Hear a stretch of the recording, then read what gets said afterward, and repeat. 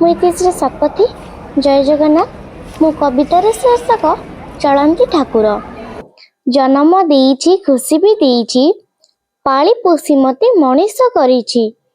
ଜନ୍ମ ଦେଇଛି ଖୁସି ବି ଦେଇଛି, ପାଳି ପୋଷି ମତେ ମଣିଷ କରିଛି।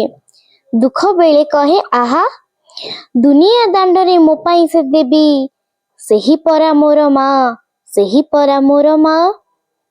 ଜୀବନ ଦେଇଛି ସ୍ପନ୍ଦନ ଦେଇଛି, ଜୀବନ ଦେଇଛି ସ୍ପନ୍ଦନ ଦେଇଛି, ମୋ ଓଠରେ ସଜ ହସ ବି ଭରିଛି।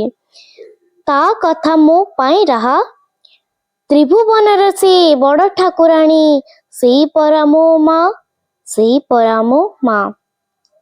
ମୁଁ ଖୁସି ପାଇଁ କଷ୍ଟ ସେ ପିଇଛି, ମୁଁ ଖୁସି ପାଇଁ କଷ୍ଟ ସେ ପିଇଛି, ଦୁଃଖ ସହି ଉଠେ ହସ ପଳାଇଛି।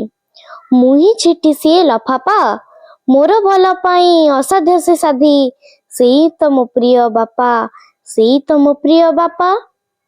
ଦୂରେ ରହି ମତେ ମନେ ପକାଉଛି, ଦୂରେ ରହି ମତେ ମନେ ପକାଉଛି, ମୋ ଭଲ ପାଇଁ ସେ ବିଭୁଙ୍କୁ ଡାକୁଛି, ତା ସେ ନେହ ନୁହେଁ ଫମ୍ପା।